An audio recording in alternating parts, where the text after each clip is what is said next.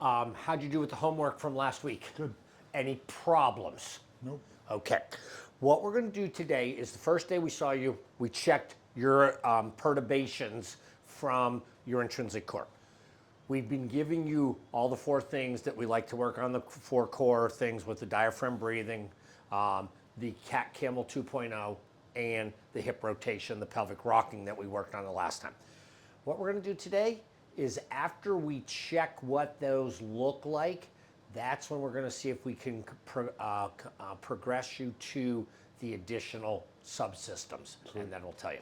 Any questions? Nope. All right, stand up for me, please, facing that wall. Yeah, you're good right there. You're good. All right, turn feet in just a little bit. Perfect. Look straight ahead. Chin is tucked. Good. Lips together. Teeth slightly apart. Tongue toward roof of mouth. I don't care which hand. Put one hand right there for me. All right. Breathe in. Breathe out. Meet my pressure. Good. Breathe in. Breathe out. Meet my pressure. Breathe in. Breathe out. Meet my pressure. Diaphragm number 5. Very good. Okay. Next thing, what we're going to do, thumbs on these bones, index fingers right down to a zipper if you had one. Breathe in. Breathe out. Meet my pressure. Good. Breathe in. Breathe out. Meet my pressure. Good. Breathe in. Breathe out. Meet my pressure. Diaphragm number 6, looking really good. Cover yourself for diaphragm number 7. Line everything up. You're doing all the same diaphragm cues. So breathe in. Breathe out. Meet my pressure. Good. Breathe in. Breathe out. Meet my pressure. Good. Breathe in. Breathe out. Meet my pressure. So right now, you just passed all 3 intrinsic core diaphragms, and that's what we wanted to, okay? What we're gonna do now, we haven't done this with you before because we knew you're an intrinsic core problem. We're going to test the other 4, basically diaphragms, okay? And there's one here, here, here, and right here, okay? And that's gonna kind of tell us where you also might be compensating with things from. Okay. Any questions before we get started? All right, just line your feet back up again. Same thing, lips together, teeth slightly apart, tongue towards roof of mouth. You got everything else lined up perfect. We're gonna go right here. Breathe in, breathe out, meet my pressure. Good. Breathe in, breathe out, meet my pressure. Breathe in, breathe out, meet my pressure. Diaphragm 1, not a problem. Nice job. Diaphragm number 2 is right here. All right. Breathe in, breathe out, meet my pressure. Good. Breathe in, breathe out, meet my pressure. Breathe in, breathe out, meet my pressure. Diaphragm number 2, not a problem. Very good. Next thing we're going to is diaphragm number 3, right here. Gonna tuck down. Good. Breathe in, breathe out, meet my pressure. Good. Breathe in, breathe out, meet my pressure. Good. Breathe in, breathe out, meet my pressure. Diaphragm number 3, looking pretty good. Diaphragm number 4 is just right here, okay? You doing okay? Mm-hmm. Okay, same thing. Breathe in, breathe out, meet my pressure. Breathe in, breathe out, meet my pressure. Very good. One more. Breathe in, breathe out, meet my pressure. Very good. Now, you just passed all 7 diaphragms. What we look at, if both feet come up, or if we see you bend backwards like that, that is the intrinsic core, okay? If only one foot comes up with those, then we're looking at the deep longitudinal subsystem. That did not happen with you with either one, so that's good. So now we're going to go to the lateral subsystem. And instead of giving you a straight forward to backward push, now what we're going to do is I'm going to be pushing you here, here, and here to check if you can maintain that side-to-side stability. Okay. Questions? Nope. All right. Look straight ahead, arms down at your side for me. Breathe in, breathe out, meet my pressure. Breathe in, breathe out, meet my pressure. Breathe in, breathe out, meet my pressure. Good. Next one, gonna be right here. You doing okay? Yep. Okay. Breathe in, breathe out, meet my pressure. Breathe in, breathe out, meet my pressure. Breathe in, breathe out, meet my pressure. Good, very good. Next one's gonna be right here. Breathe in, breathe out, meet my pressure. Breathe in, breathe out, meet my pressure. Breathe in, breathe out, meet my pressure. A little bit there, but not too worried about that, okay? Now we're gonna go ahead and do the same 3 on this side. Any questions? Go ahead. I don't know if I understood meet your pressure, because I think I was letting you get. You just like how much I give you pressure, you just want to like give back. I think equally. I could have done that, but I was letting you take it. Okay, that's fine. Let's check it just again, check it again. That's fine. Just line everything up again. But you're like I said, you're doing well. Breathe in, breathe out, meet my pressure. And yeah, you're dead. We're gonna just do 2 more. Breathe in, breathe out, meet my pressure. Breathe in, breathe out, meet my pressure. A little squidgy, but I don't even know, if that would be picking if we're gonna find that, but we might break it down if we don't find anything more. But basically what that's doing with that, it's basically when I'm pushing here, what you're supposed to be doing is your hip abductors on the right, your hip adductors on the right, and then your opposite quadratus lumborum are supposed to prevent you from pushing over that way. It's the only one you had anything really that I was worried about, and I'm not even worried about it because it's very small. Now we're going to check the opposite side. So let's come right here. But again, that was a good question about what you asked, because a lot of people who do perturbations, they give more pressure than what you're supposed to. Yeah, and basically the people who teach this stuff, it's the pressure you would put on your grandmother's eyeball. Basically, if somebody's pushing more than that, anybody's going to fall over. And that's why you do 3 reps, is because you want to see what it looks like from the first one to the third one. Because if they're bad on the first one, but they correct it on the third one, that's just a motor learning thing about that. But if they're falling apart second and third ones, I felt like I was getting better because I was learning it. Yes, and that's what it is. It's a motor. That's why when I said that's a little, that little squidgy, we're not going to worry too much about that. All right, so line everything up, lips together, teeth slightly apart, tongue towards roof of mouth. Breathe in, breathe out, meet my pressure. Good. Breathe in, breathe out, meet my pressure. Breathe in, breathe out, meet my pressure. Good. Now we're going to come right to here. You still with me? Mm-hmm. Breathe in, breathe out, meet my pressure. Breathe in, breathe out, meet my pressure. Breathe in, breathe out, meet my pressure. Good. Now we're going to come down here to the hip. Breathe in, breathe out, meet my pressure. You're doing well. Breathe in, breathe out, meet my pressure. Breathe in, breathe out, meet my pressure.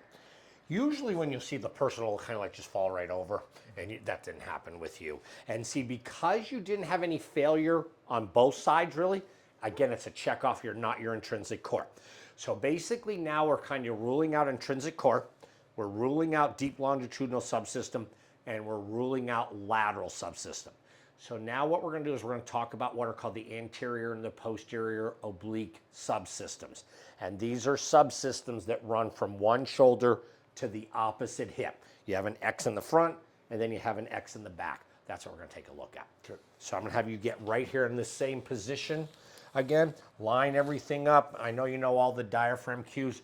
What I'm going to go ahead and do is I'm going to put one hand here and one hand here. And I'm going to try to, one hand's going backwards, one hand's going forward. So breathe in, breathe out, meet my pressure. Good. Breathe in, breathe out. Don't push, meet my pressure. That's all right. Meet my pressure. But, and we talked about this probably one time before, when people start to push, that's when they're like against before I give them resistance, that's their brain thinking that maybe they're not going to pass this one. So the brain's going, oh, wait a minute, I'm going to meet his pressure, or their pressure, before he pushes or she pushes. All right, breathe in, breathe out, meet my pressure. Yeah. And see, and it's again, and I'll explain everything in a moment. Breathe in, breathe out, meet my pressure. And you feel how you can't lock that in. All the other ones I didn't have to try. That one I really had to try, and I yeah, couldn't do it. and you're not getting what's called a neural lock. Yeah. When we did the first 7 perturbations, you were real solid. When we did deep, because we saw also you didn't have a foot come up, so that's why we ruled out those.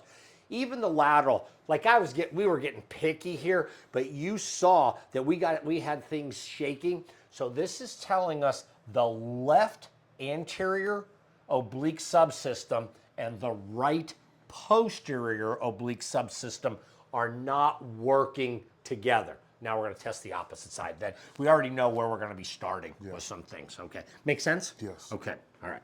Now, breathe in. Breathe out, meet my pressure. Breathe in, breathe out, meet my pressure. Breathe in, breathe out, meet my pressure. See how that was locked in. Yeah. So because you did not fail it on both sides, it cannot be an intrinsic core. This is why I like this thing, because sometimes you miss like a little thing with the intrinsic core. Right. So if you see that somebody's failing, I don't care which one of the things you do, if it both ways, go back and check the intrinsic core. It means you missed something. Okay? Makes sense so far. Yes. Okay. Now, what we're going to go ahead and do, and I don't know if you want to bring your camera over for this part just to show you something. Basically, and hopefully you're not getting too much of a glare here, but we're talking about like the anterior and the posterior oblique subsystems right here. And you can see like the anterior runs right through like that. Yeah. And that's what you have. And then you have the posterior that runs back in here like that. But the thing I really like about this poster is it shows you right here that a big times your hip flexors are a big compensator for the problem. And it shows you like the iliacus, and it shows you the psoas, and below this line is where it becomes the iliopsoas. So when I have somebody who has a problem with anterior and posterior oblique subsystems, one of the first things I go to is I check the hip flexors on both sides to see if one side is tighter, and then I show them how to release that if that's the case. So any questions on that? Just a piece of information for you. So, and I'm sure you probably could already predict this, but like we find these breaking points. Like you'll see compensation in most movements, even if the athlete's fresh, but it'll be less pronounced. Oh, heck yeah. So in a setting where like I'm struggling from a really hard weight cut, I'm on the last event of a show, so we're really seeing pronounced breaking points. Correct. My strongest event, which was Atlas stone to shoulder. Okay. I had done 400 pounds in training and it was easy. And then under these circumstances where I'm at the contest, this is an event that I thought I was going to win. I couldn't even do a 330 pound stone to shoulder. And the breaking point, it was so easy. I can show you the video later, but it was stupid. It was like lifting a pillow up to my shoulder. Okay. But as soon as I got here, this this wasn't sore. This went completely dead, and I would just die here, and it would fall off. And I had absolutely nothing where it seems my breaking point now is, where it was kind of a cross rotational thing. Right. Now, my question, and you're basically summing up anterior and posterior subsystems. Are you always going from front of left hip to right shoulder, or do you Yeah. do it the other direction as well? I trained both directions as heavy as I could, but obviously one side's going to be stronger than the other. Right. So I was on, my best on this side, my best on both sides was 345 pounds. Okay. My best to the right was 400, and then I was going to plan on just doing to the right in contest. But yeah, it's all from here, like that. Always that. And see what happens is this anterior subsystem, you see you were failing right there when I was trying to torque you like that. And it's not even a torque, I shouldn't even use the right word. But yes, that's where and this is why I love the perturbations. Because let's say whatever competition or even a workout that you're doing, because you can perturb yourself. You can do all of this stuff. There's nothing scientific about this. You can even perturb yourself where you're pushing one shoulder back and the hip forward and vice versa. You're pulling a shoulder forward and pushing hip back. But what happens is, let's say before a competition, you say, okay, I'm going to perturbate myself through all these things, and you're fine. Then, and again, I don't know a whole lot about your competitions, but let's say it was the one that Nick had down there where there were like 5 events. That's what it is. Yeah. Okay. So let's say you're feeling something at the end of the 4th event. And all of a sudden, you do all your perturbations and you fail a certain one that you didn't fail before. That means your compensation of whatever it is, whatever subsystem it is taking over, and that's where you're going to be at a higher risk for an injury. Right. Does that make sense 100%, with that? yeah. Okay. So what happens is that's why, and I think we talked about this before, that eventually you're going to be seeing that perturbations are going to be done on the sidelines of all major sporting events, and I can't wait, because you saw, what did it take us? And now I was going slow with the perturbations. We can do this between every event, even on a Correct. test show. Right. Yeah. Because, and basically, I teach every patient how to do it, and it works because they know how much pressure I'm giving them, and if they mimic that pressure, then they know they're doing what they're supposed to do. Right. All right. Did that answer the question? Yeah. Okay. Let's get you to lay down on your back for me, please, and I don't care which end of the table your head is on. All right. So what we're going to go, slide up towards your head just a little bit. You can keep knees bent up like that. Now, we're going to palpate your hip flexor, okay?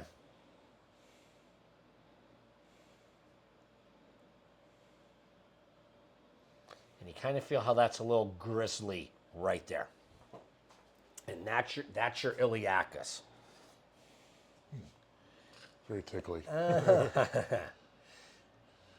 I've noticed tickly is a sign of Correct. same thing as like being very sensitive or tight. Yeah, and it can, and tickleness is how do you pronounce it? Can be a sign of a dysfunction. Now, feel right there, and you feel how that's kind of tight, okay? When you're laying down, this is why we assess soft tissue as much as possible laying down, because when you're laying down, basically the table's supporting you. You shouldn't be tight. Right. But even though you're tight on both sides, which side feels tighter to you? I would agree. Yeah. Because you see how I can sink my fingers in here and wrap kind of around right here? Yeah. But soon as we get here, you're wanting to give me like some resist right there. You feel that resistance right? So it seems like when you explain it in layers as opposed to just straight muscle groups, it seems like, and this is true for everything, but it's always cross patterns. So if this side was our tighter, less mobile hip, the next layer up would be found over here. Correct. Yeah. And that's why I like these subsystems and stuff like that. So what I would like to do with you is I would like to show you a right hip flexor stretch. Then we're going to fire up this anterior or posterior oblique sling with something that's called like a hard roll. Okay. And then we're going to reassess and we're going to see where we are with things. All right, questions? Nope. Let's get you to stand up for me, please. I'm just going to get a mat out. All right. So the biggest thing when I show people basically like pendulums to loosen things up, and we've done pendulums with you with other things. Basically, where people get a little bit wacko with stretches, in my opinion, is they don't maintain a good posture while they're doing it. You know, like with the perturbations, you know, we had you doing all those cues. You're going to follow the same cues when you're doing the stretches. And that's why we're trying to coordinate your breathing, because we know you have a tight hip flexor, okay? And if you remember back to the first day when we were saying, like on your exhale, we're trying to transmit forces from your, you know, your internal oblique and your transverse abdominis to the hip. That's why we're going to try to coordinate this breathing with that stretch. So do you want me to move, is the camera going to be okay here, or do you want me to move things? I can do whatever you want. Yeah, this is good here. Okay. So basically, what we're going to have you do, and you probably have done some type of a hip flexor stretch, because usually everybody does, because the iliacus is one of the biggest compensators for the lower extremity. I go after that. I go after the iliacus a lot. The only reason why we wouldn't do it with anybody is if you're rolling in and you're not feeling any tight tissue, well, guess what? Get the heck out of there. You don't release soft tissue. It doesn't make any sense. Right. So basically, it's same thing. Lips together, teeth slightly apart, tongue towards roof of mouth, chin tucked, neck long, chest wide, ribs down, pelvis relatively even. Because we know you're tight, we start you off in a short position. So you're going to go ahead and breathe in. On your exhale, you're going to sit back like someone is karate chopping you right in the hip, or you guys sometimes call it like hinging. You like hinge your hips. You're going to hinge the hip, but then what happens is when you come forward, you breathe in, and then you rock forward, and you're pushing. If you had a pocket, on the inhale. Yeah, you're on your exhale. We're gonna get exhale, we're gonna get everything, and you're gonna make sure you're pushing like if you had a pocket on the right front shorts or pants, you're pushing that straight ahead. Okay, so go ahead, and if you need another towel to kneel on, or move that towel wherever you want it. Good. All right. As I tell people, this is not a balance exercise. If you need to lean on something, I'm fine with that. I don't really care about that, okay? So breathe in. On your exhale, bring your butt back towards your heel. Karate, that's it. Perfect. Perfect, but just watching your cues.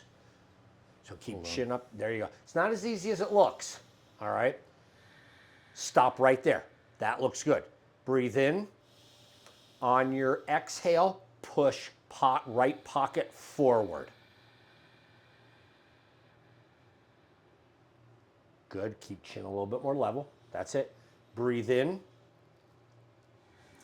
On your exhale, sit back towards your heel. Again, hip hinge, karate chop right in that area. That's it. You got that part. Now, breathe in. On your exhale, try to drive that pocket forward. That's better. The first one, you kind of lunged on the knee. This one, you're driving the pocket forward. Nice job. Breathe in. On your exhale, hinge that right hip. Perfect. Breathe in. On your exhale, drive that right pocket forward while you keep all your cues. Okay, how'd that feel? Do you see how you had a harder time? You didn't have a hard time with like the hinge, because that likes to go, it likes you being in a short position. you had a problem going long, but it got better as the more you did these, okay? Yeah. So I always start off with 3 repetitions. Come on back over to the lay down on the table on your It back. felt the same disconnect as the first week we did cat camels. Okay, Like yeah. it's the same. It's working the same levers or whatever. And remember how we talked about that lumbo hip pelvic complex Yeah. is so This important. kind of wanted to sink. Yeah, and I'm not going to disagree with you because your brain is always going to want you to go where you're whatever. If you're stuck in a short position, it wants you to go short. Yeah. If you're stuck in a long position, it wants you to go long. But what happens is when you then ask it to go in the opposite direction, kind of freaks out the brain a little bit because the motor control center, which is your cerebellum, goes, "Whoa, what are you doing here?" Yeah. So that's basically why you're feeling that neuro disconnect, Right. and that's why, like when we tested this, and you felt we could see things shaking in here. That's that neuro disconnect that we're talking about. All right, lay down on your back for me, please. We're going to reassess your right hip flexor or right iliacus tightness. Okay, just let things relax.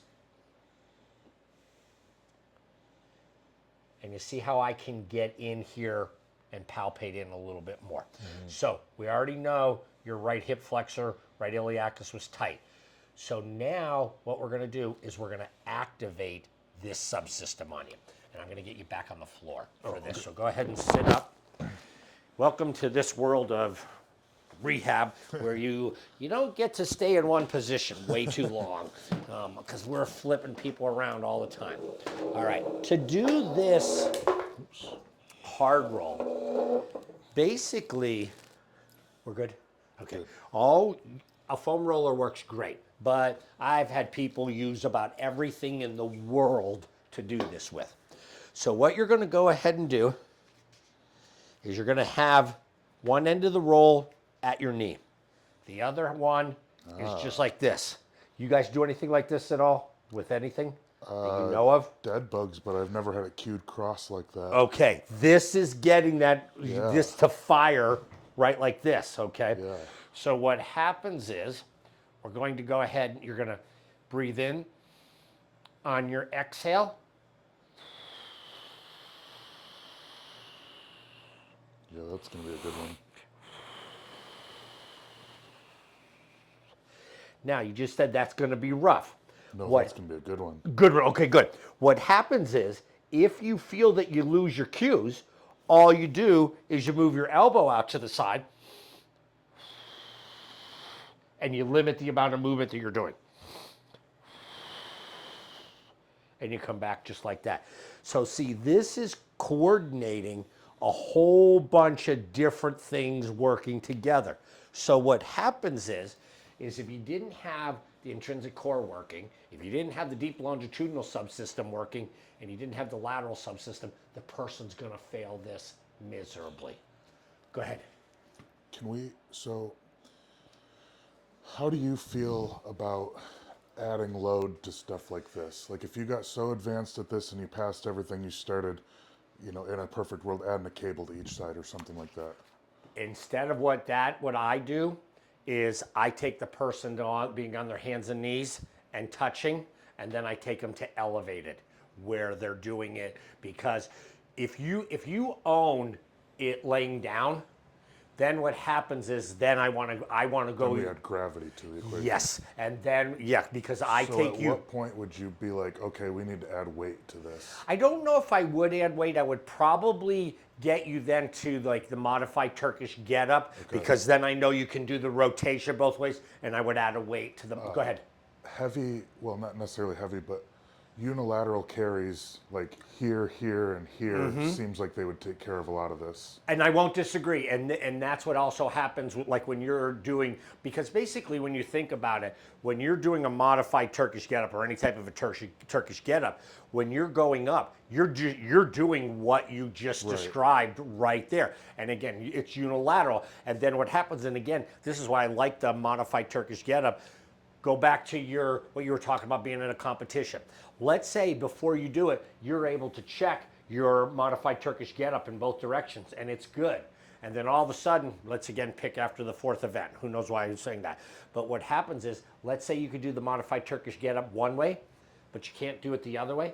then we have to find out which part of what they can't do it at.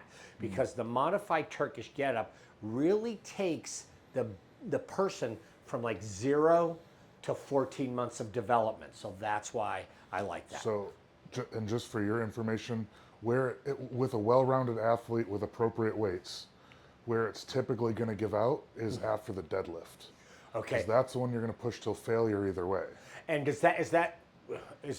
where does that fit? Second event. Okay. With a good promoter, it's going to be second event. Okay. So press, deadlift, moving, throwing, loading. So here comes that perfect example. Let's Yeah. say you do your perturbations. Let's say you're able to do your Turkish getup. Then after you do your deadlifts, all of a sudden something changes. That's where you're going back to what tool you used for to correct whatever subsystem that isn't working. So I agree. Yeah. So I want people to own it in a bunch of different positions, because this is you don't need any special equipment to do this. Like your sport is so easy. There's always a place to lay down to check any of this stuff. You can stand in a corner and push yourself and nobody even knows like what the heck you're doing. So I add things more according to gravity, and then if I see that somebody's doing like a perfect modified Turkish getup, then I'll put a kettlebell in their hand. Okay. Yeah. So make sense? Yes. Okay. Thank you. Let's get you to. You're gonna lay down on your back, and we're gonna have you try that. Okay. Okay. So, left leg's gonna be out straight. And to start with, I don't really ever do anything with like lifting that left leg. That's how you can add in more resistance or make it difficult, by having you lift the leg while you're doing it. Okay. So we're gonna come up like that. And you can even get just about like that. And we're gonna kind of turn the leg like this. When you turn that leg out like that, doesn't let that hip flexor kick in as much, and you're kind of getting more of the obliques working. All right. So remember all your postures, and you're going this way. Okay. So this is going to be bent just like that. Tuck that chin for me. So lips together, teeth slightly apart, tongue towards roof of mouth. Breathe in. On your exhale, push left hand and right knee together and roll onto your side. Make sure you're not holding your breath. Breathe in. On your exhale, push those arm and leg together again and roll onto your back. Pretty good workout, huh? Am I able to push here? You're not supposed to. It's all supposed to be right in here. That's the only reason I came back up was. Yeah, and see, this tells us if you're having a problem going back, we need to limit your motion. Okay. All right. So that's what. So we're gonna bring that right elbow out a little bit further to the side. Any questions? No. All right. Let's go ahead and line things back up again. You got it. And you can use a different length foam roller. I don't care what people use with this. Tuck your chin down. Good. So now we're just going to go to the elbow. Okay. So breathe in. On your exhale, push those together. Roll over. Right like that. That's good. Breathe in. On your exhale, roll back. Not easy, is it? No, that's hard. Okay. So right now you're seeing 2 is probably a good workout for you. Yeah. Now go ahead and stand back up for me, please. Oh, man. And I'm going to get this mat out of here for a moment. All right. Face that wall for me, please. Line everything up. Get your feet straight. Lips together. Teeth slightly apart. Tongue towards roof of mouth. We're going to reassess these. Breathe in. Breathe out. Meet my pressure. Breathe in. Breathe out. Meet my pressure. Breathe in. Breathe out. Meet my pressure.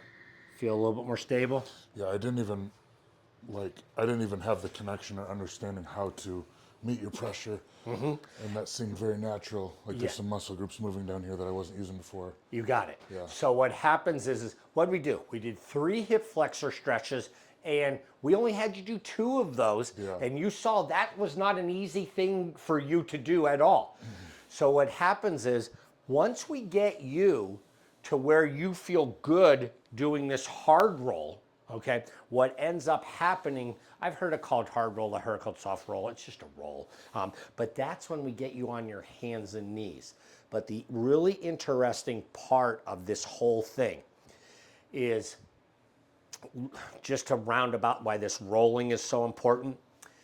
When the Miami Heat was an expansion franchise, they hired 2 physical therapists, and they came up with something that's called the Selective Functional Movement Assessment. And what happens is it's how they got the players who were injured that the other teams were trying to get rid of. If they didn't pass the 7 tests of the SFMA, they could send them back to the other team and they didn't get stuck with the medical bill.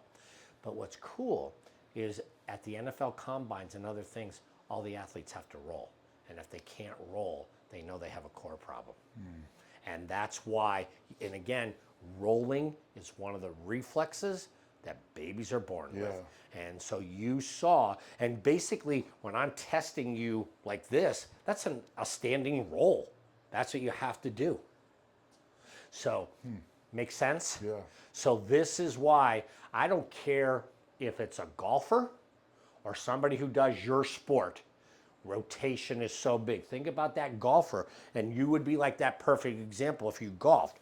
What happens is we saw that you couldn't bring yourself this way when we were trying to resist you. So let's say you're taking that golf club back and you're supposed to keep your head down. All of a sudden, you can't do it here. You can probably do this part without any problem, but guess what? This is where you're building up your force and stuff like that. You can probably do that part because you tested strong on that part of it. But think about what you were saying with that, like that lifting when you're coming up here. We saw that you had a problem maintaining all your cues in a gravity eliminated position when all I was asking you to do is squeeze your knee and your forearm together against the foam roller. So what happens is, think about with your sport, what were you saying? How much weight was it? 400 pounds. All right, think about you're taking 400 pounds and you're coming up like this and you're holding your breath and you're probably doing all types of things with your neck and you're tight, and if you're coming up and you're trying to get that hip flexor to kick in, that's That's your like problem. the number one thing that catches it too. Yeah. Yeah. So that you're going into that. It's like, and here's how this works with just a normal population. I had one time a guy who he worked in a tire, but he changed tires all day long, and he had tennis elbow. Everybody told him it was nuts. What we ended up finding is he would pick the tire up, put it up like this, and then he would put it on. So he wasn't allowing this sling to work, so he was beating up his elbow, but his hip flexor was tight because that's what he was doing multiple times a day. Yeah. So more than multiple times, a lot of times. So questions. No. All right. So basically, because you have done so well, and I'll send this to you later, homework is going to be 1 minute of 90-90 breathing, 1 minute of crocodile breathing. Then I want you to do your hip flexor stretch. Then we're going to get you to do some foam roller stuff. Okay. But you saw 2 reps of the hard roll, soft roll, whatever. That was pretty much wore you out. Yeah. You struggled.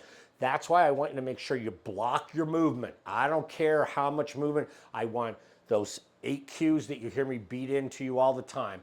You have to maintain those cues, and we want you moving on that exhale because that's how you're transmitting forces like you're supposed to. Yeah. Questions? That was great. All right, you did really good. So nice job. So the next time I see you, if we see that you're doing okay with this, we're going to take you to hands and knees and start to do movements of opposite hand, opposite knee, lift the knee up, and go opposite hand here and there. And just heads up for you, the 10th will be my last appointment for the next 2 or 3 weeks. Okay. I'm going to be competing, and so I'd like the 10th to be like, send me off and trial some of the stuff. I got 2 competitions that I can try. Perfect. So that means if you work on this stuff, that means we can go to it's called the quadruped alternate, and that's why we can check that, and then we can see, all right, how do you do with that? And then what happens is then we can see when we try lifting the knees up 1 inch, and you try to do opposite hand and opposite knee to see how you do. Then what happens is then when I get you back here again, that's when we can start the modified Turkish We'll have get some up. data too. Yes.